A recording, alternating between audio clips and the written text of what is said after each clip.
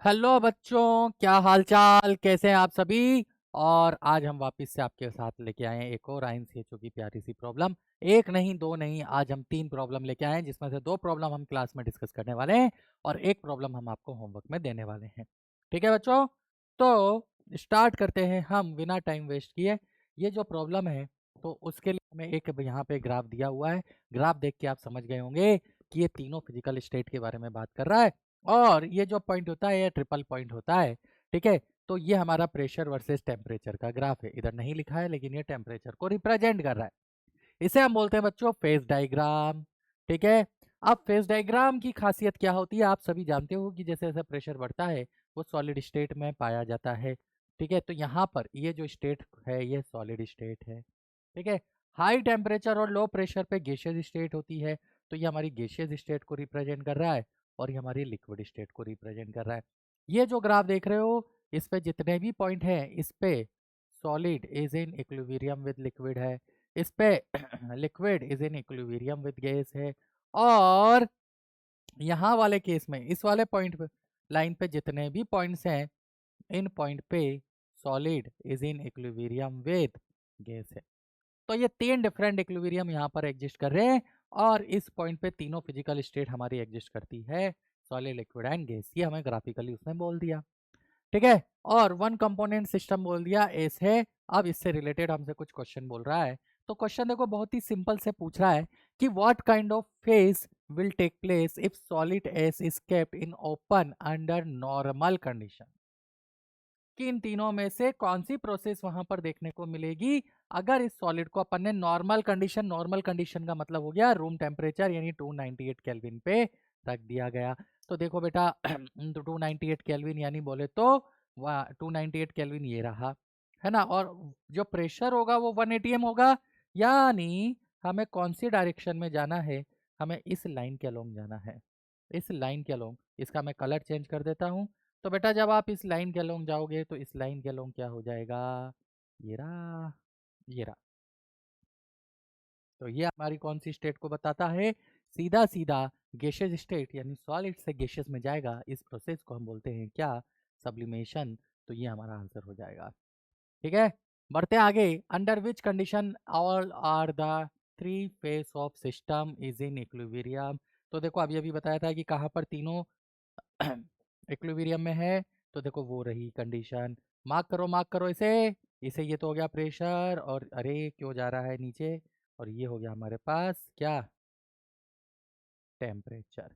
तो ये प्रेशर और टेम्परेचर की कंडीशन पे तीनों फिजिकल स्टेट हमें देखने को मिलेगी 5.2 एंड 216.8। तो 5.2 एंड प्रेशर हमारा एटमॉस्फेरिक प्रेशर हो गया, और 216.8 हमारा केल्विन क्या हो गया, टेम्परेचर हो गया। इस पे हमारी तीनों फिजिकल स्टेट हमें देखने को मिल रही है। नेक्स्ट क्वेश्चन बोल रहा है temperature of the system eight x1 is increase at constant pressure, और वो x1 से x4 जा रहा है। तो क्या फेजेस हमें देखने को मिल रहे हैं। तो ग्राफ में आते हैं बेटा, ये रहा x1 तो इस पे मिलेगा सॉलिड, ये रहा x2 बोले तो ये वाला पॉइंट, तो इस पे क्या हो गया, solid is in equilibrium with liquid. ये रहा x3, इस पे हमारा लिक्विड और गैस इक्विलिब्रियम है, और ये रहा x4, इस पे हमारा गैसियस स्टेट है। तो देखो इधर ध्यान से। ठीक है, तो x1 पे हो गया सॉलिड, x2 पे हो गया सॉलिड और लिक्विड का इक्विलिब्रियम, x3 पे क्या हो गया हमारा लिक्विड और गैस का इक्विलिब्रियम, और x4 पे हमारी कौन सी स्टेट आ गई, गैसियस स्टेट आ गई। ठीक है बच्चों, तो ये हमें ग्राफ से बहुत क्लियरली दिख रहा था कि ये वाला जो ग्राफ है ना, ये यहाँ इस पे जितने भी पॉइंट्स होंगे ना उस पे सॉलिड और लिक्विड इक्विलिब्रियम में होंगे, इस पे जितने भी पॉइंट होंगे उस पे लिक्विड और गैस के बीच का इक्विलिब्रियम पाया जाएगा, क्योंकि यहाँ सॉलिड है, यहाँ लिक्विड है, और यहाँ गैसियस है, तो यहाँ पे इक्विलिब्रियम पे ये एग्जिस्ट करेंगे। तो ये था 5.3, बढ़ते हैं 5.4 की तरफ। अब 5.4 बेटा क्वेश्चन क्या बोलता है कि show graphically the heating curve for the process in the above problem with appropriate levelling of physical state. तो आपको ग्राफ बनाना है यहाँ पर कि हम हीट कर रहे हैं मतलब हम टेम्परेचर बढ़ा रहे हैं। तो एक एक्सिस पे आपको टेम्परेचर ले लेना है और एक एक्सिस पे आपको टाइम ले लेना है। तो टाइम और टेम्परेचर के साथ आप क्या करोगे, ग्राफ प्लॉट करोगे। यहाँ तक क्लियर। ठीक है, तो ये रहा ग्राफ। अब x1 हमारी क्या थी, सॉलिड में थी। तो देखो जैसे जैसे टेम्परेचर बढ़ाओगे टाइम के रेस्पेक्ट में, ये हमारा सॉलिड का टेम्परेचर बढ़ रहा है। अब एक टेम्परेचर आएगा सॉलिड का, जिस पे सॉलिड पूरा का पूरा किस में कन्वर्ट होगा, for a timing temperature change नहीं कर रहे हैं, टाइम बढ़ता जा रहा है, सॉलिड लिक्विड में कन्वर्ट होता जा रहा है। तो यहाँ पर सॉलिड और लिक्विड के बीच में क्या आ जाएगा, इक्विलिब्रियम। सेम टेम्परेचर पे जब तक पूरा का पूरा सॉलिड हमारा किस में कन्वर्ट नहीं हो जाता, लिक्विड में, तो इसे हम बोलेंगे मेल्टिंग पॉइंट। उसके बाद फिर टेम्परेचर बढ़ा दो, तो लिक्विड क्या हो रहा है, टेम्परेचर बढ़ा रहे हैं, टाइम भी बढ़ रहा है, टेम्परेचर भी बढ़ रहा है, अभी भी लिक्विड स्टेट है। फिर एक टेम्परेचर आएगा जिसे आप क्या बोलोगे, बॉइलिंग पॉइंट। तो उस बॉइलिंग पॉइंट पे, उस पर्टिकुलर टेम्परेचर पे वो लिक्विड पूरा का पूरा किस में कन्वर्ट हो जा रहा है, ठीक है, लिक्विड से वो किस में कन्वर्ट हो रहा है, गैसियस, यानी दोनों स्टेट पाई जा रही है। फिर आफ्टर पर्टिकुलर टाइम वो लिक्विड पूरा गैसियस में कन्वर्ट हो गया, और अब आप टेम्परेचर बढ़ाते जाओ, हमें सिर्फ और सिर्फ गैसियस स्टेट ही देखने को मिलने वाली है। तो ये हमारा इसका ग्राफ हो गया। बढ़ते हैं नेक्स्ट क्वेश्चन की तरफ। क्वेश्चन बोल रहा है, if pressure is increase the melting temperature of solid S will, ठीक है, प्रेशर बढ़ा रहे हो तो मेल्टिंग टेम्परेचर ऑफ सॉलिड क्या होगा। तो देखो ग्राफ पे जाओ, ये था हमारा ग्राफ, ये सॉलिड है, ये लिक्विड है, ठीक है, ऐसे प्रेशर बढ़ा रहे हो। तो अगर आप प्रेशर बढ़ा रहे हो, प्रेशर बढ़ा रहे हो मतलब इस डायरेक्शन में जाने पर प्रेशर की वैल्यू बढ़ रही है, ठीक है। If pressure is increase the melting temperature of solid will what, तो मेल्टिंग टेम्परेचर भी क्या होगा, ये लेट से मान लो 1 पे है, तो ये किस पे है, ये 2 एटीएम प्रेशर पे, तो इसके रेस्पेक्ट में टेम्परेचर क्या हो रहा है, इस डायरेक्शन में जाने पर इंक्रीज हो रहा है।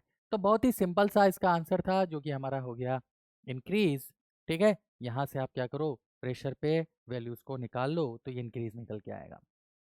With the help of Clapeyron equation for phase change, हमें इक्वेशन दे दी है, find what happens to the volume of the system at x2 on heating. अगर x2, अब x2 पॉइंट कहाँ है बच्चों, देखो x2 पॉइंट पे आप क्या करोगे, टेम्परेचर हीट करोगे मतलब टेम्परेचर बढ़ाओगे। तो यहाँ पे वो सॉलिड था x2 से जस्ट पहले, x2 पे वो सॉलिड लिक्विड में जस्ट कन्वर्ट हो रहा होगा, उसके बाद उसका क्या होगा, लिक्विड स्टेट में वो कन्वर्ट होता जाएगा, और थोड़ा थोड़ा थोड़ा थोड़ा वॉल्यूम इंक्रीज तो होगा, लेकिन स्लो प्रोसेस में इंक्रीज होगा, ठीक है। तो टेम्परेचर बढ़ाने पर क्या होता है, पार्टिकल्स दूर दूर मूव करते हैं, इसलिए क्या होगा कि अगर आप टेम्परेचर बढ़ा रहे हो तो वॉल्यूम भी क्या होगा, हीट करने पर इंक्रीज होगा, पार्टिकल्स की काइनेटिक एनर्जी क्या हो जाती है, इंक्रीज हो जाती है, ठीक है। नेक्स्ट है, what is the state of the system as if it is heated in a seal container above the critical temperature. Okay, आपको पता है बच्चों क्रिटिकल टेम्परेचर क्या होता है। तो क्रिटिकल टेम्परेचर वो टेम्परेचर होता है जिसपे अगर हम किसी भी गैस को रखते हैं तो वहां तक लिक्विड में कन्वर्ट कर सकते हैं, लेकिन उसके ऊपर नहीं कर पाएंगे। तो क्रिटिकल टेम्परेचर के ऊपर, temperature greater than critical temperature है, तो जो गैस है ना, वो हमारी कभी भी लिक्विफाई नहीं होगी, और इसे हम बोलते हैं super critical fluid.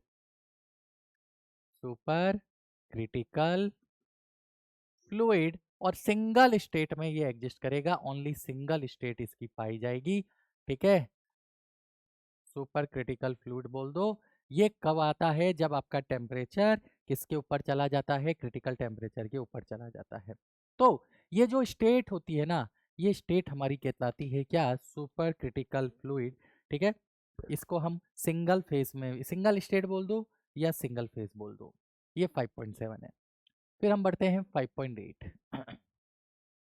What happened to the system X at X5 if pressure is changed slowly keeping temperature constant?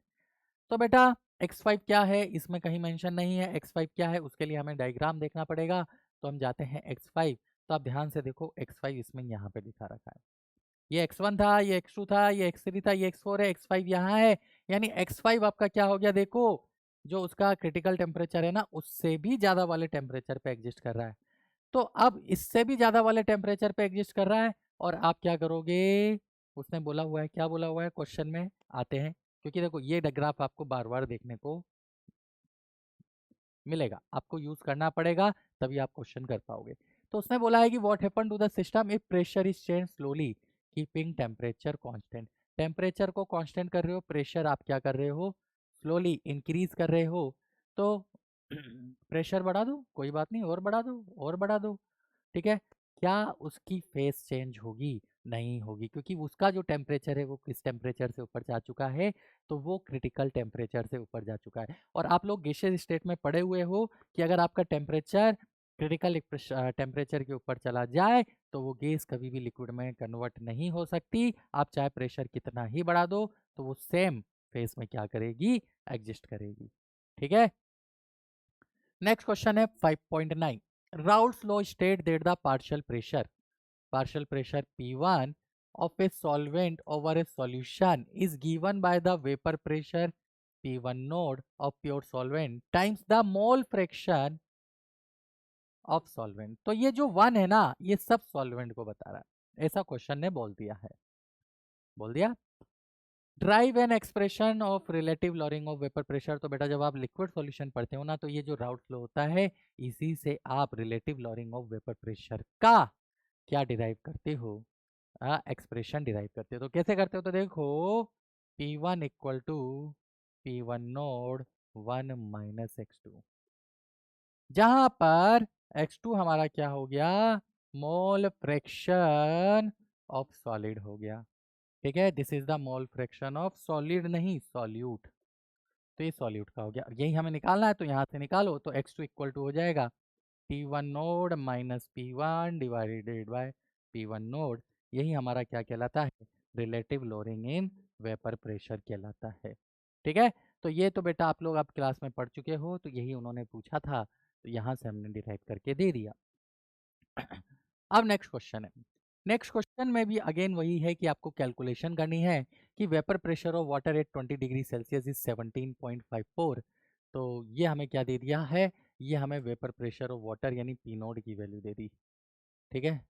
And that of 10%, क्योंकि वाटर है तो प्योर सॉल्वेंट है, and organic solute at the same temperature, मतलब उसमें जब हमने 10% weight by weight solution बनाया तो उसका जो प्रेशर आया वो 16.93।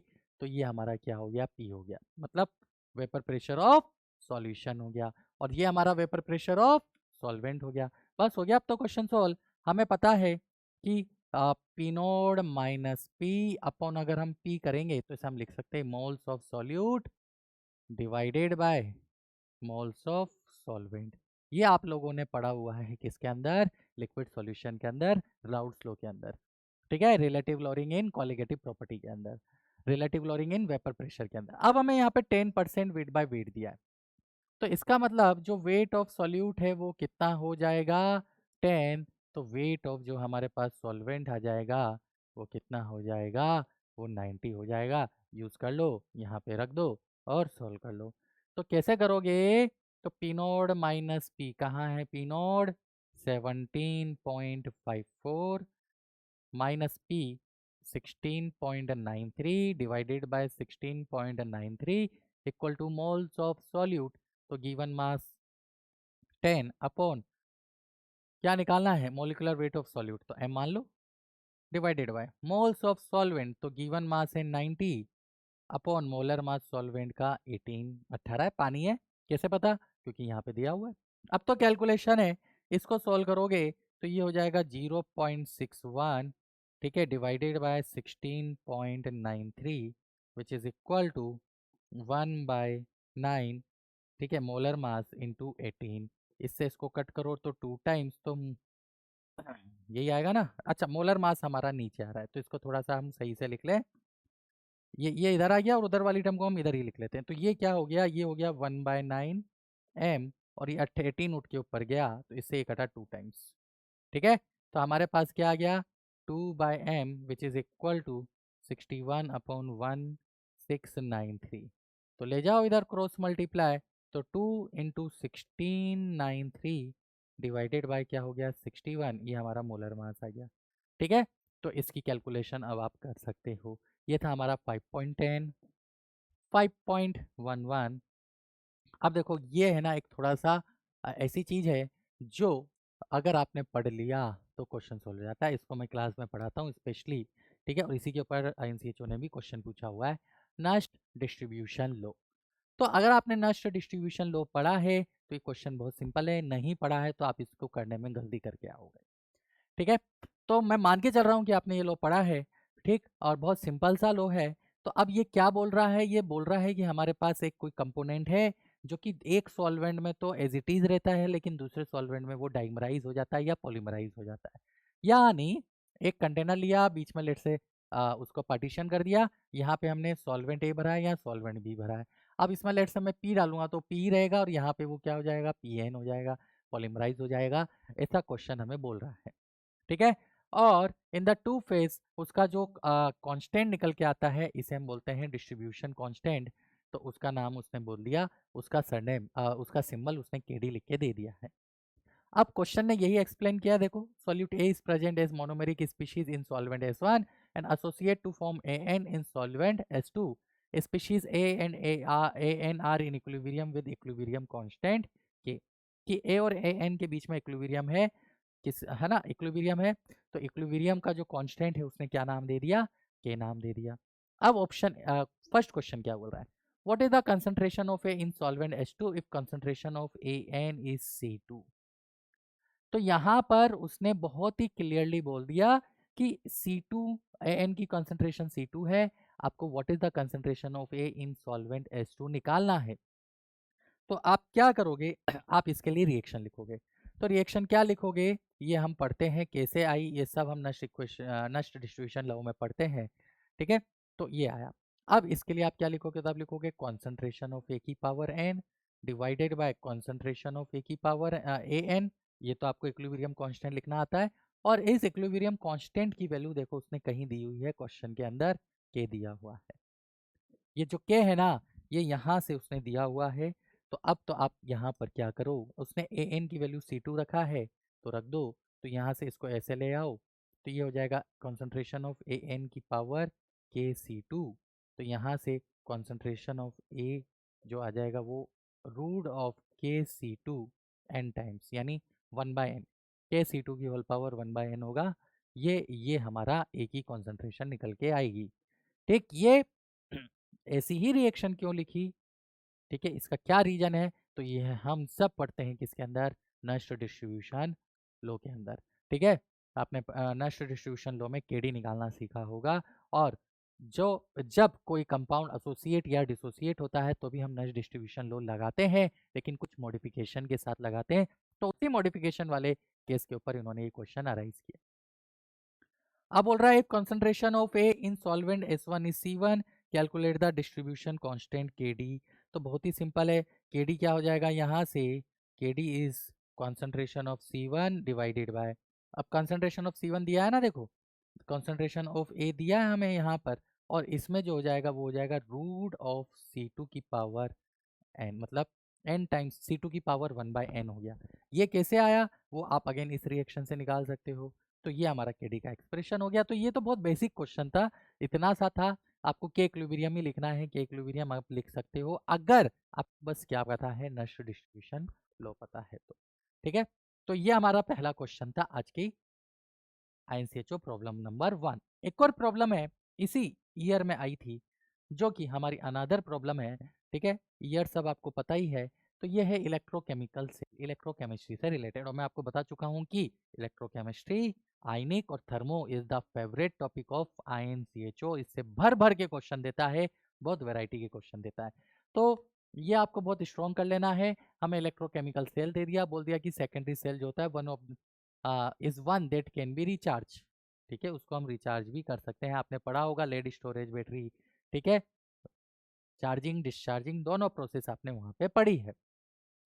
ये दे दिया लेड बैटरी और common car battery is an example of secondary cell. Similarly अब battery using an alkali is known as the addition cell. उसने बोल दिया अगर आप एल्कली यूज कर रहे हो तो उसने है उसे हमने एडिशन सेल बोला, ऐसा नया इंफॉर्मेशन आपको मिला। The addition cell is representation as, उसका रिप्रेजेंटेशन भी दे दिया। अब अगर ध्यान से देखो इसमें सॉल्ट ब्रिज नहीं है, हम पढ़ते हैं इलेक्ट्रोकेमिस्ट्री के अंदर जब सॉल्ट ब्रिज जैसा साइन नहीं लिखते, मतलब ये क्या हो गया, ये दोनों में इन्वॉल्व हो गया, दोनों तरफ KOH प्रेजेंट है इलेक्ट्रोलाइट। तो वो बोल रहा है write the half cell reaction and overall cell reaction for above cell. तो हम बात करेंगे एनोड। एनोड पे क्या होता है, ऑक्सीडेशन होता है। तो जो पहले लिखा जाता है वो एनोड होता है, और जो इलेक्ट्रोलाइट इन्वॉल्व है वो KOH है।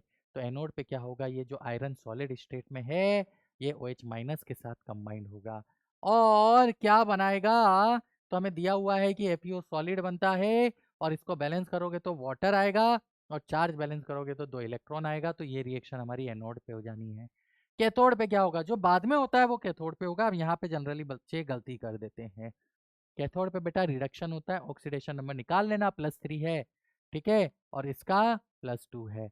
तो ये +3 से +2 जाएगा, यानी Ni2O3 जो सॉलिड है वो यहां से निकलने वाले वाटर के साथ रिएक्ट करेगा, 2NiO बनाएगा, ठीक है। बैलेंस करो अब। तो देखो 2NiO चला गया, एक ऑक्सीजन एक्स्ट्रा बचा, वो इसके साथ जाएगा, यानी 2OH माइनस। ये अब चार्ज बैलेंस करोगे तो ये क्या करेगा? ये 2 इलेक्ट्रॉन को एक्सेप्ट करेगा। तो ये हमारी कैथोड और एनोड की रिएक्शन है।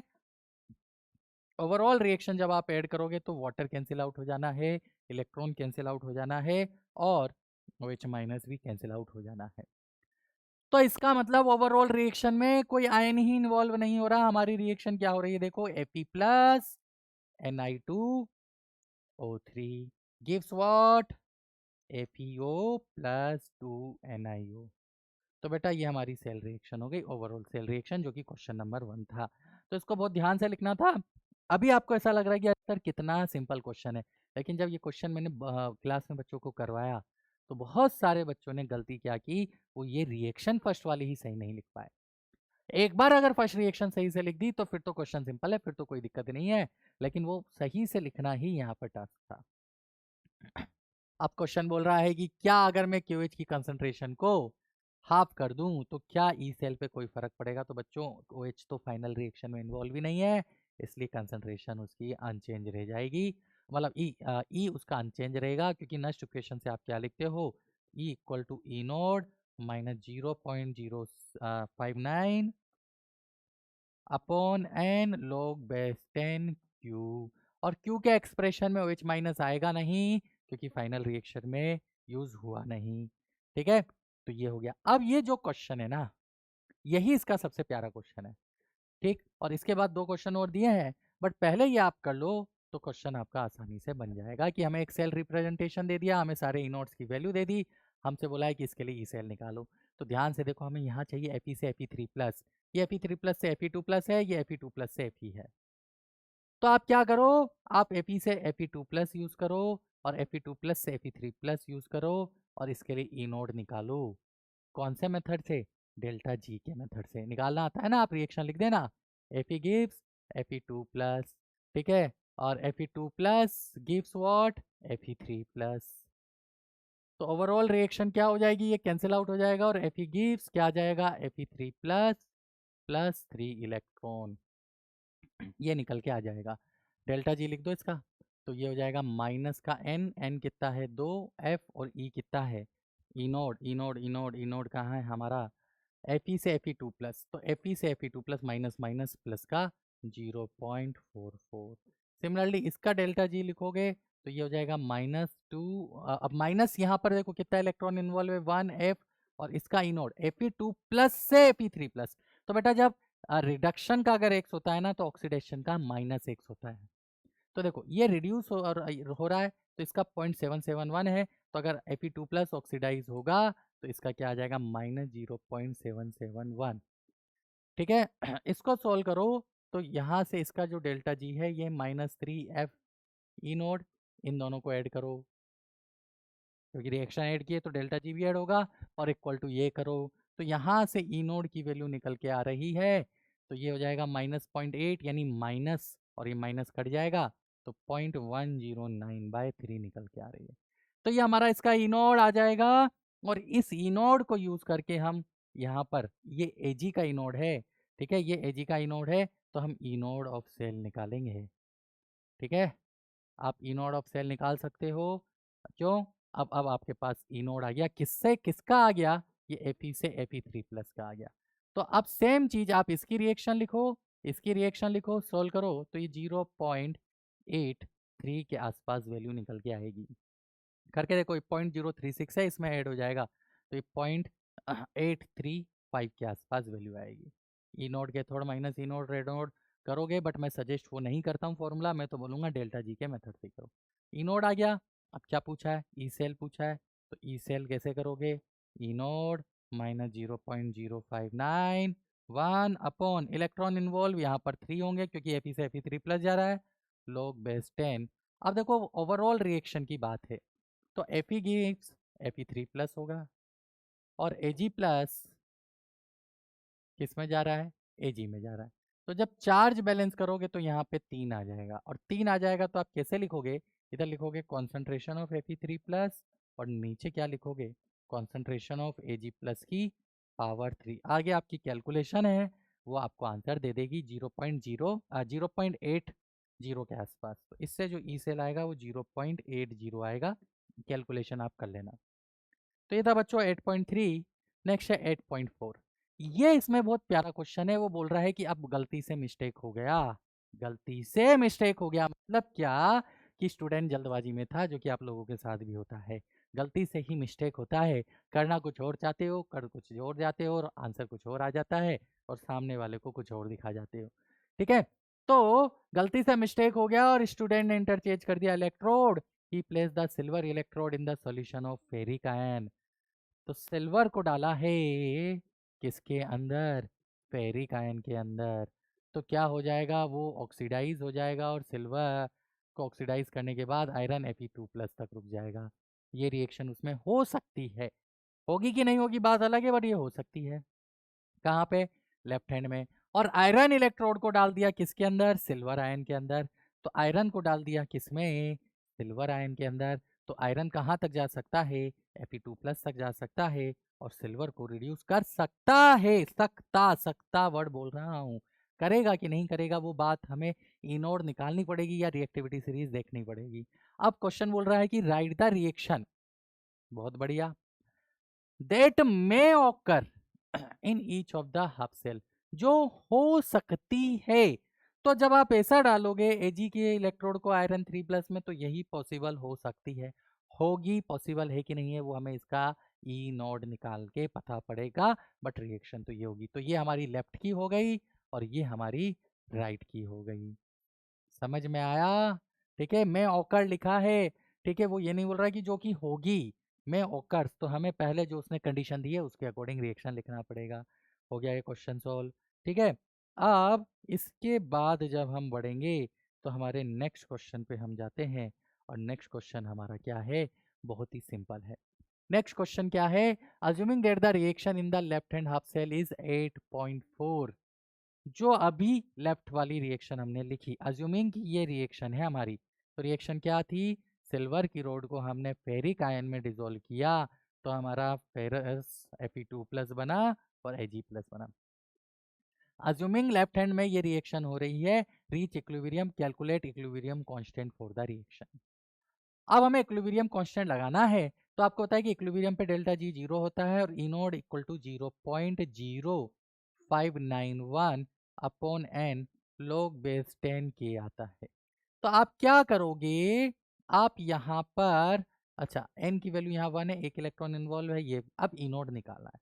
तो इसका ई नोड निकालना है, सेम वे में निकालना है। तो ई नोड आएगा इसका माइनस का 0.028 के आसपास, सेम वे में डेल्टा जी के मेथड से।